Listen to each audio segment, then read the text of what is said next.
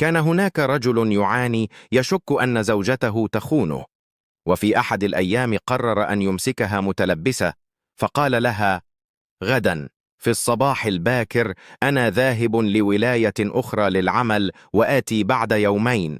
إذا رأيت اسما تحبه اضغط لايك واكتبه في التعليقات. وفي الصباح الباكر فتح الباب واغلقه ولم يخرج من البيت، ففكرت الزوجة إنه ذهب، فاتصلت بعشيقها.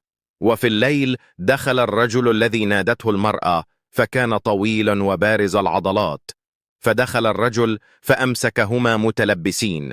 لكن عندما رأى الرجل الذي كان مع زوجته بارز العضلات وطويل فخاف منه، وقال لزوجته: عندما أتي من السفر نتفاهم معك، وخرج.